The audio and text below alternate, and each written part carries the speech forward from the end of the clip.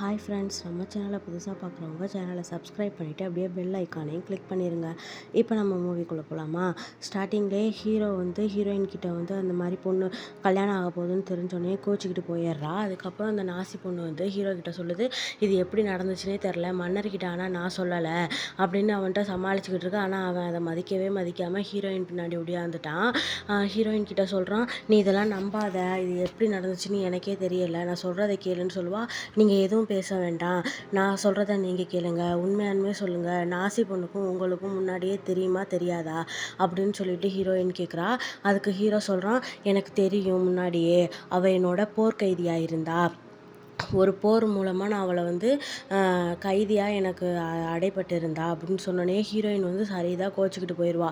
ஏன்னா அந்த காலத்துலலாம் அந்த போர்க்கைதிகள்லாம் இந்த ஆண்கள் பயன்படுத்திக்கிறதுக்காக தான் பிடிச்சி வைப்பாங்க போல் அந்த பெண்களை. அதை சொன்னதுக்கப்புறம் ஹீரோயின் ஓடிட்டா. அப்புறம் ஹீரோ கிட்ட உட்காந்துக்கிட்டு சொல்கிறான், இந்த மாதிரி நீ ஆனால் என்னோட போர்க்கைதியாக இருந்தது உண்மைதான், ஆனால் அவளுக்கும் எனக்கும் தனிப்பட்ட தொடர்பு எதுவுமே கிடையாது, நீ என்னை நம்பு சோயோ அப்படின்னு சொல்லிட்டு ஹீரோயின் கிட்ட பேசிக்கிட்டு இருக்கான். அதுக்கு ஹீரோயின் சொல்கிறா, இல்லை நான் உங்களை நம்புகிறேன், நான் உங்களை நம்பாமையெல்லாம் இல்லை, ஆனால் நீங்கள் எதுக்காக இந்த விஷயத்தை என்கிட்ட மறைச்சிங்க அப்படின்னு சொல்லிட்டு ஹீரோயின் கேட்குறா.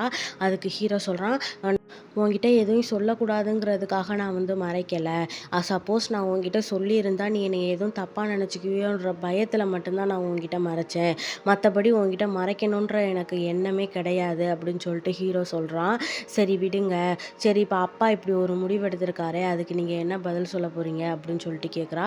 உங்கள் அப்பா கிட்ட எப்படியாச்சும் கையை காலை பிடிச்சாச்சும் இந்த கல்யாணத்தை தடுக்க வேண்டியது என்னோட முழு பொறுப்பு, அதை பற்றி நீ எதுவுமே கவலைப்படாத, எனக்கு கல்யாணம்னு ஒன்று நடந்துச்சுன்னா அது எப்பயுமே உனக்கு கூட மட்டும்தான், நான் உன்னை மட்டும்தான் மனசார காதலிக்கிறேன், நீ இல்லாமல் என்னால் வாழவே முடியாது, உனக்காக மட்டும்தான் நான் வாழ்ந்துக்கிட்டே இருக்கேன், இந்த உலகத்திலே எனக்கு இருக்கிற ஒரே ஆள் நீ மட்டும்தான் எங்கள் அண்ணனுக்கு அப்புறம் அப்படின்னு சொல்லிட்டு ஹீரோயின் கிட்ட பேசிக்கிட்டு இருக்கான். அதுக்கு ஹீரோயின் சொல்கிறா, சரி நான் உங்களை நம்புகிறேன், ஆனால் அவளுக்கு என்ன பதில் சொல்ல போகிறீங்க அப்படின்னு சொல்லிட்டு ஹீரோயின் கேட்குறா. அவள் எதுக்காக இங்கே வந்திருக்கான்னு என்னால் இது வரைக்கும் கண்டுபிடிக்க முடியலை, ஆனால் நீ அவள் கூட பழகிறத பார்த்து பழகு, நீ அவள் கூட ரொம்ப க்ளோஸாக இருக்கிறது ரொம்ப தப்பாக இருக்குது, எனக்கு அது பிடிக்கல அப்படின்னு சொல்லிக்கிட்டு இருப்பா. அதுக்கு ஹீரோயின் சொல்லுவாள், நான் அவளுக்கு தோழியாக இருக்கிறதுக்கு முன்னாடியே நீங்கள் சொல்லியிருந்தீங்கன்னா கூட நான் விலகி இருந்திருப்பேன், ஆனால் இப்போ அவள் எனக்கு நல்ல ஒரு தோழியாக இருக்கா, அவள்கிட்ட எப்படி நான் அப்படி விலக முடியும் அப்படின்னு சொல்லிட்டு ஹீரோயின் கேட்குறா. அதோட அந்த சீன் கட் ஆகுது. ஹீரோ காலையிலேருந்து 1 மணி நேரமாக நிற்கிறான், மன்னர்கிட்ட பேசணும், அவர்கிட்ட கல்யாணத்தை நிறுத்த சொல்லணும்னு சொல்லிட்டு வாசல்லே நின்றுக்கிட்டு இருக்கான். அந்த நேரத்தில் உள்ளே விடமாட்றானுங்க அவங்க. அதுக்கப்புறம் இங்கே அவங்க அரசர்கிட்ட அவங்களோட பையன் பேசிகிட்டு இருக்கான். ஏன்னா அவன் நாசி பொண்ணை ஒன் சைடாக லவ் பண்ணுறான் போல இருக்குது, அதனால ரொம்ப நேரமாக அவங்க அப்பங்கிட்ட பேசிக்கிட்டு இருக்கான். அதுக்கப்புறம் மன்னர்கிட்ட பேசுகிறதுக்காக ஹீரோவும் வெளியில் ரொம்ப நேரமாக நின்றுக்கிட்டு இருக்கான். ஆனால் எப்போ தான் விடுவாங்கன்னு தெரியல, அவனும் காத்திருந்து காலம் போகுதுன்னு நின்றுக்கிட்டு இருக்கான். இங்கே அப்பா, நீங்கள் இளவரசருக்கு தானே நாசியை கல்யாணம் பண்ணி கொடுக்கணும், எதுக்கு ஒரு தளபதிக்கு போய் கல்யாணம் பண்ணி கொடுக்குறீங்க அப்படின்னு சொல்லிட்டு இவன் அவங்க அப்பாட்ட சண்டை போட்டுக்கிட்டு இருப்பான். அவன் சொல்லுவான், நீ உன்னைய சொல்கிறியா இல்லை ஷுன்னை சொல்கிறியா, யாரை கல்யாணம் பண்ணி கொடுக்கணும்னு நீ சொல்லிக்கிட்டு இருக்க, நீ எதுக்குமே தகுதி இல்லாதவன், உன்னை நான் என்னோட பிள்ளைங்கிற ஒரே காரணத்தினால தான் உன்னையே நான் விட்டு வச்சுருக்கேன், மற்றபடி உனக்கு எந்த ஒரு தகுதியுமே கிடையாது, நீ ஒரு அடி முட்டாள் அப்படின்னு சொல்லிட்டு ஆளுகளை கூப்பிட்டு அவனை பிடிச்சிட்டு போக சொல்லிடுவான். அதுக்கப்புறம் இங்கே இந்த தூதர் பையன் ஹீரோ கிட்ட சொல்கிறான், இந்த மாதிரி நாசி பொண்ணோட அமைச்சர் உங்கள்ட்ட பார்க்கணுன்ட்டு உங்கள் வீட்டு வாசல் வெளியில் உட்காந்துருக்காரு அப்படின்னு சொல்லி இவனை அங்கே கூட்டிகிட்டு போகிறான். அங்கே கூட்டிகிட்டு போனதுக்கப்புறம் அந்த மாதிரி உங்களுக்கும் எனக்கும் போர் இருக்கு, நீங்கள் எங்கள் நாட்டோட மாப்பிள்ளை ஆக போகிறீங்க, அதுக்காக உங்களை பாதுகாக்கிறதுக்காக தான் நாங்கள் இங்கே வந்திருக்கோம் அப்படின்னு சொல்லிக்கிட்டு இருக்கான். நீங்கள் என்ன நினச்சிக்கிட்டு இருக்கீங்க, நீங்கள் சொல்கிறதெல்லாம் கேட்டு நான் தலையாட்டுவேன்னு நினச்சிக்கிட்டு இருக்கீங்களா, நாங்கள் இன்னும் உங்கள் வீட்டு மாப்பிள்ளை ஆகலை, அதை ஆகவும் விட மாட்டேன், அதுக்கான முயற்சியை தான் நான் எடுத்துக்கிட்டு இருக்கேன் அப்படின்னு சொல்லிட்டு 2 பேரும் பேசிக்கிட்டு இருப்பானுங்க. இங்கே பார்த்தா சரி உள்ளே போய் பேசலாம் அப்படின்னு சொல்லிட்டு உள்ளார கூட்டிகிட்டு பேசிக்கிட்டு இருப்பானுங்க 3 பேரும். அப்போ தான் அவன் ஒரு விஷயத்தை கவனிக்கிறான். அந்த அமைச்சர் அந்த லோகோ இருக்குல்ல, அந்த வில்லனோட லோகோ, அதை எடுத்து பார்த்துப்புட்டு, இந்த மாதிரி நீங்கள் வந்ததுலேருந்தே எங்ககிட்ட தூது அனுப்புறதுக்கு ஆள் ரெடி பண்ணிக்கிட்டு தான் இருக்கீங்கன்னு நினைக்கிறேன் அப்படின்னு சொல்லிட்டு கேட்பான். அதுக்கு ஹீரோ, நீங்கள் என்ன சொல்கிறீங்கன்னு எனக்கு ஒன்றும் புரியலையே அப்படின்னு சொல்லிட்டு ஹீரோ கேட்டுக்கிட்டு இருக்கான். கேட்டுக்கிட்டு இருக்கும்போதே அவனுக்கு வந்து அவன் ஏதோ சாப்பாடு செஞ்சு குடுத்து விட்ருக்கானுங்க. "நீங்க இந்த மாரி எங்க வீட்டு மாப்பிள்ளையா வரப்போறீங்க. உங்களுக்காக தான் நாங்க விருந்து செஞ்சு நீங்க சாப்பிடணுங்கிறதுக்காக இத குடுத்துருக்கோம்." அப்படின்னு சொல்லி, நீங்க நெனைக்கிறதுக்கெல்லாம் நான் ஆடுவேன்னு மட்டும் நெனைக்கிறாதீங்க. இது என்னோட நாடு. என் நாட்ட விட்டு நான் அடுத்த நாட்டுக்கு என்னைக்குமே நான் கிளம்ப மாட்டேன்." அப்படின்னு சொல்லிட்டு ஹீரோ பேசிக்கிட்டு இருப்பான். "நீங்க என்ன பேசினாலும் பரவால்ல. நான் வந்து செய்ய வேண்டியத செஞ்சுக்கிட்டு தான் இருப்பேன். எங்களுக்கும் விருப்பம் இல்ல தான் உங்கள கல்யாணம் பண்ணி குடுக்க. என்ன பண்றது? எங்க இளவரசி விருப்பப்படுறாங்களே." அப்படின்னு சொல்லிட்டு அவனும் ரொம்ப ரங்கலா பேசிக்கிட்டு இருப்பான்.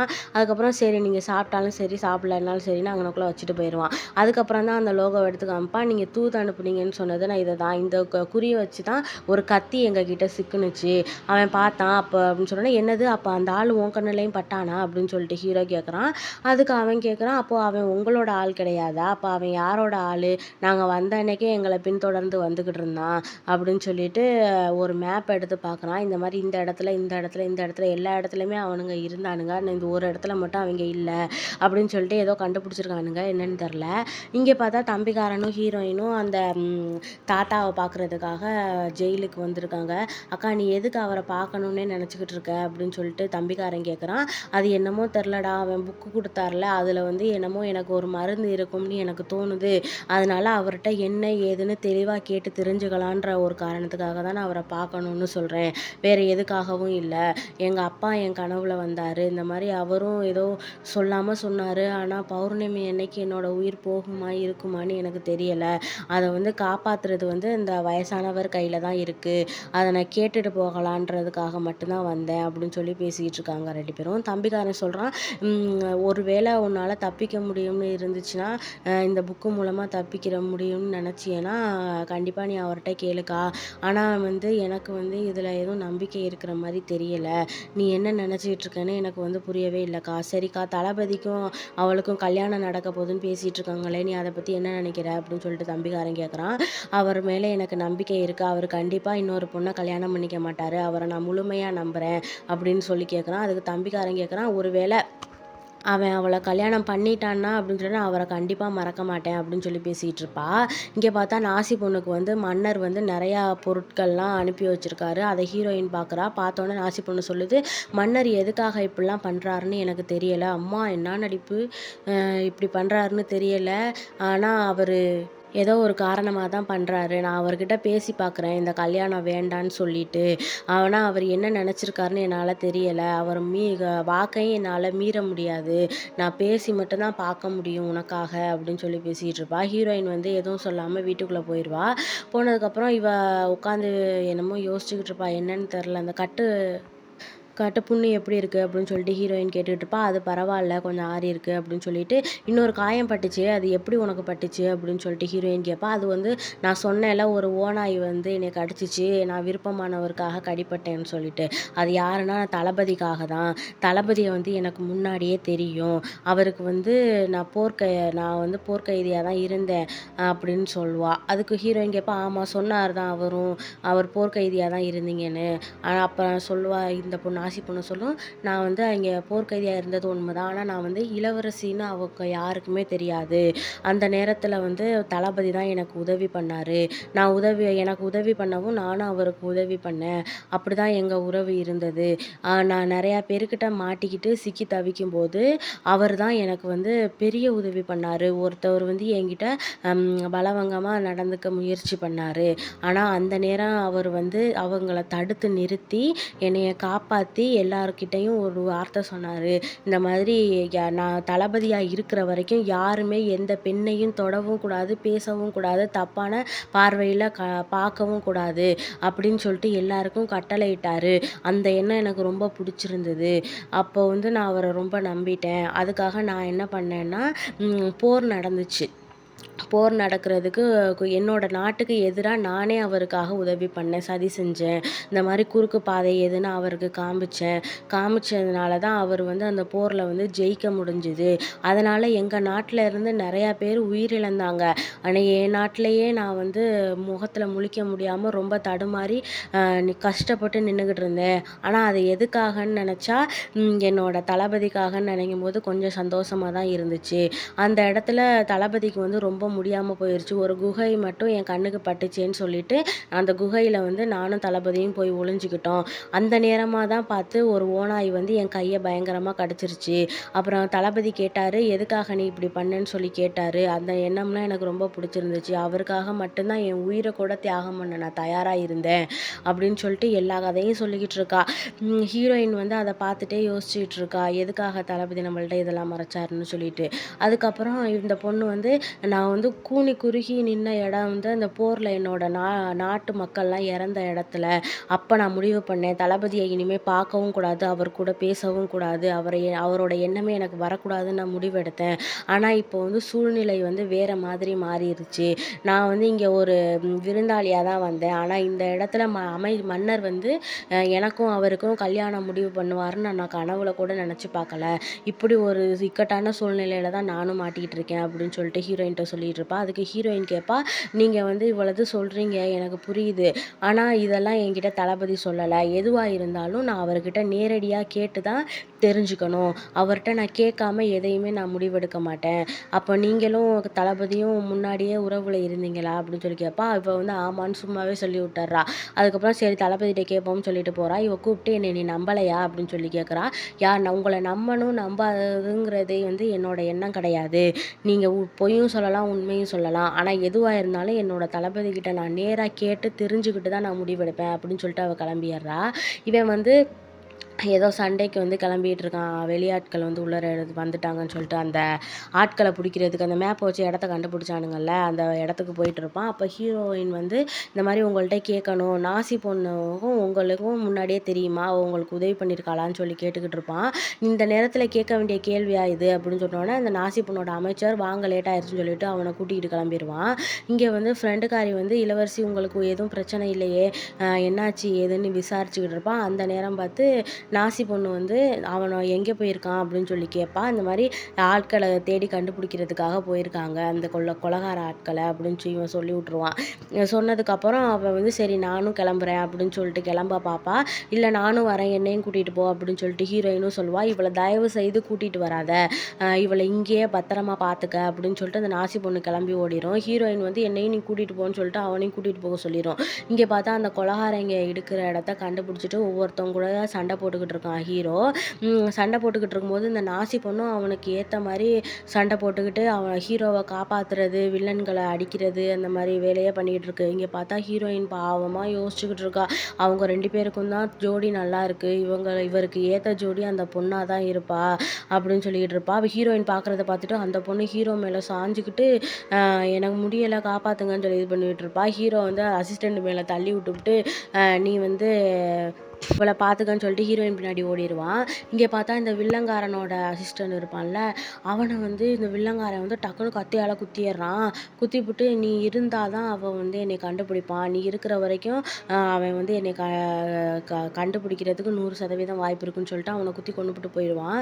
அப்புறம் ஹீரோ அவனை பார்த்ததுக்கப்புறம் கொன்னுட்டான் அவன் அப்படின்னு சொல்லிட்டு பார்த்துக்கிட்டு இருப்பான். இங்கே பார்த்தா இந்த நாசி பொண்ணுக்கிட்ட அவன் கேட்டுக்கிட்டு இருப்பான், மன்னர் சொன்ன வாக்கை வந்து தளபதி கேட்க மாட்டாருன்னு தான் எனக்கு தோணுது அப்படின்னு சொல்லிட்டு இந்த அமைச்சர்காரன் சொல்லுவான். அதுக்கு மன்னர் சொல்கிறத தளபதி கேட்கலாட்டி என்ன, இந்த சோயா பொண்ணு சொல்கிறத கண்டிப்பாக கேட்பான்ல, அவன் மனசை எப்படி மாற்றணும்னு எனக்கு தெரியும் அப்படின்னு சொல்லிட்டு ரூமுக்குள்ளே வந்து இவன் மனசை மாற்றுறதுக்காக வருவா. அப்போ ஹீரோயின் கேட்பா, உன்னோட கை எப்படி இருக்குது அப்படின்னு சொல்லி கேட்பா. இல்லை எதுவும் பரவாயில்ல அப்படின்னு சொல்லுவாள். அதுக்கு வந்து நீ எதை பற்றியும் கவலைப்படாத, தளபதியை நான் கல்யாணம் பண்ணிக்க மாட்டேன் அப்படின்னு சொல்லிட்டு இந்த பொண்ணு சொல்லிக்கிட்டு இருக்கும். அதுக்கு ஹீரோயின் எனக்கு வந்து தோணுது நீங்கள் 2 பேரும் தான் ஏற்ற ஜோடியாக இருப்பீங்கன்னு தோணுது அப்படின்னு சொல்லிட்டு அவள் பொண்ணுக்கு மருந்து போடுவா. அது வந்து ரொம்ப அதிகமாயிரும் போல இருக்கு. இவளுக்கு வலிக்குதுன்னு கத்துவாளா. சரி சாரி என்னை மன்னிச்சிரு, நான் வந்து நிறையா மருந்து போட்டுட்டேன்னு நினைக்கிறேன். ஆனால் தளபதி விஷயத்தில் வந்து நீ அவர் கூட இருந்தால் அவருக்கும் கொஞ்சம் உறுதுணையாக இருக்கும்னு நினைக்கிறேன். நீங்கள் 2 பேருமே நல்லா சண்டை போடுறீங்க, ஆனால் என்னைய பாரு, எனக்கு எந்த ஒரு திறமையும் கிடையாது, அவரை வந்து நான் உனக்கே விட்டு தரலான்னு இருக்கேன் அப்படின்னு சொல்லி பேசிகிட்டு இருப்பான். என்ன நீ லூசு மாதிரி பேசுறியா அப்படின்னு சொல்லிட்டு இந்த பொண்ணு ரொம்ப நல்ல பொண்ணு மாதிரியே ஹீரோயின் கிட்ட நடிச்சுக்கிட்டு இருக்கு. நீ வந்து தளபதியை விட்டு கொடுக்கக்கூடாது. ஆனால் அவருக்கு வந்து நான் இப்போ முடிவான பொண்ணாக இருந்தாலும் அவரோட உண்மையான காதல் வந்து உன் மேலே தான் இருக்கு சோயோ. நீ அவரை விட்டே போகக்கூடாது அப்படின்னு சொல்லிட்டு ரொம்ப நல்ல மாதிரி பேசிக்கிட்டு இருப்பா. ஹீரோயின் சொல்கிறா, அவருக்கு வந்து நான் இப்போ காதலியாக இருந்தேனா இல்லை காதலியாக இருக்கனான்னு எனக்கு தெரியலை அப்படின்னு சொல்லிட்டு ஹீரோயின் சொல்லுவா. அதுக்கு அப்படி பார்த்தா நானும் அவரோட கடந்த காலம் தானே, நானும் அவரோட இப்போ நினைவில் இல்லையே, இப்போ மன்னரால் மட்டும்தானே நாங்கள் சேர்றதா முடிவாயிருக்கு அப்படின்னு சொல்லிட்டு உண்மையாலுமே லவ் பண்ண மாதிரியே ஹீரோயின்கிட்ட வந்து கதையை அளந்து விட்டுக்கிட்டு இருக்கா. அப்போ ஹீரோயின் சொல்கிறா, அப்போ என்னதான் இருந்தாலும் அவர் உங்களை விரும்பியிருக்காருல, விரும்பினதுனால தானே இந்த நிலமையிலேயே நீங்கள் இருக்கீங்க. நான் பரவாயில்ல, நான் அதை பற்றி எந்த கவலையும் படலை, என்னோடய வாழ்க்கை முடிஞ்சிருச்சு, எனக்கும் அவருக்கும் உள்ள உறவும் எப்பயவோ முடிஞ்சிருச்சு.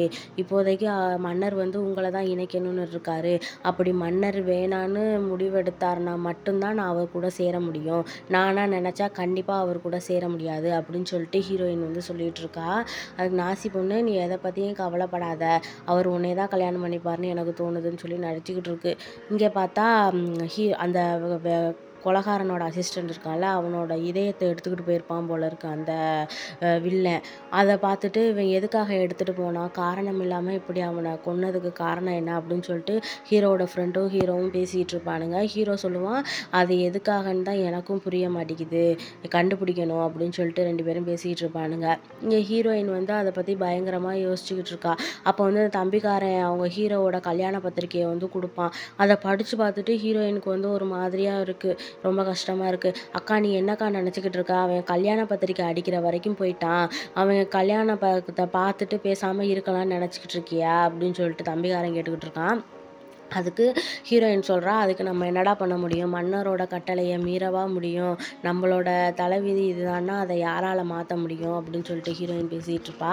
அதுக்கு தம்பிக்காரன், வாக்கா போய் அரசர்கிட்ட பேசுவோம், பேசி இந்த கல்யாணத்தை நிறுத்துவோம் அப்படின்னு சொல்லி கேட்பான். அதுக்கு இவ சொல்வா, எனக்கு வந்து அவங்க 2 பேரோட ஜோடி நல்லா இருக்கும்னு தோணுது, அவங்களே கல்யாணம் பண்ணிட்டு சந்தோஷமாக இருக்கட்டும், நம்ம எதுக்கு அவங்கள வாழ்க்கையை கெடுக்கணும் அப்படின்னு சொல்லிட்டு ஹீரோயின் ரொம்ப கஷ்டப்பட்டு பேசிகிட்டு இருக்கா.